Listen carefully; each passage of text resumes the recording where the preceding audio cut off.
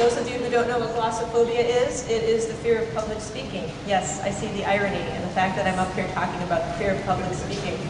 How many of you out there think you could get up and do this without any problem at all? Okay, good for you.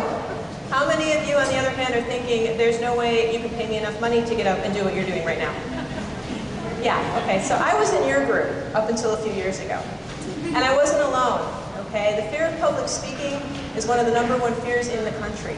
It's some surveys, it ranks above the fear of death. So it is scarier to get up here and talk in front of you than it would be to die. Think about that.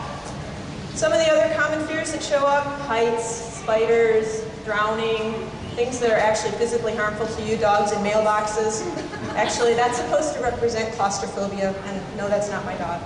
But all of these things are physically dangerous, where public speaking isn't. So why is it so scary? So a lot of people have had theories about this. Of course, Freud thought it had to do with exposing yourself in front of people, but you know, that's Freud. More recently, evolutionary psychology has proposed that it might be a fear of rejection. So we're afraid of being rejected by our tribe, which back in tribal days would have meant you were probably going to die. The common thread here is vulnerability, which is supposed to show up right now. There it is. Okay. So I wasn't always like that. I wasn't always afraid. When I was 10, I gave a speech in front of my elementary school at graduation. And yes, that's really me. I don't remember being particularly scared, but somehow between then, 10 years old, and college graduation, I learned to avoid it like the plague. Now, unlike a lot of the other people you're going to meet tonight, I am not a risk taker. Those of you who know me know that I am not a risk taker. I grew up in a German, Lutheran, Midwestern house. We fear change. So I had to come up with a really simple approach, step by step, to overcome this. The first thing I did was I thought of the smallest baby step I could take, and that was very simply to raise my hand. So if I was in an audience like you are right now and I had a question, I would just make myself raise my hand and ask it. And that became really comfortable for me after a while. Then I was ready to move on to speaking in small groups. So meetings, things where you're sitting around a table and you're not in a formal setting. And I waited till that became comfortable for me. And eventually, I had to dive in. I had to take the plunge. I had to do a real public presentation, and it was really scary. But, you know, having done steps 1 and 2, it wasn't as bad as it could have been. So I was able to do that. Finally, you're never really done, okay? You have to keep doing this over and over and over again, or you're going to be right back where you started. This is also not my dog, by the way. Neither was the dog in the mailbox. If you don't lose it, you've heard the expression, use it or lose it. That applies to everything that you're going to learn to do in your life. So tips that helped me: don't be afraid about being nervous. Anxiety feels way worse than it looks to other people.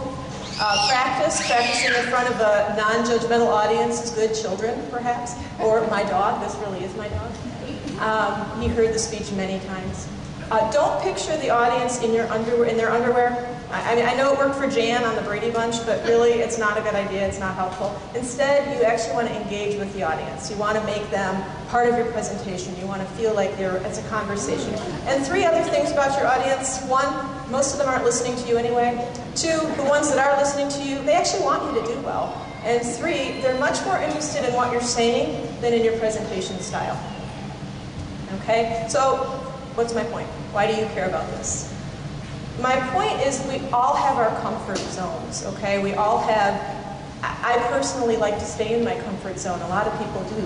But it's really important to stretch your boundaries. It's really important to move beyond your comfort zone. And it's not an easy thing to do. It's challenging. It's easier for some people than other people, but it's not easy. But it's really rewarding. And it's rewarding because it empowers you. And you gain confidence. And that confidence spills over into other things in your life that you might not even think about.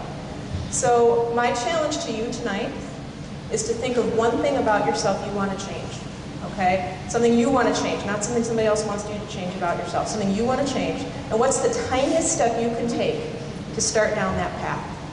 And I want you to commit to taking that tiny, tiny step tonight. Believe me, if I can stand up here and I can do this after where I was 5 years ago, you can do whatever it is that you're thinking about right now. And I really hope that you will. Thank you.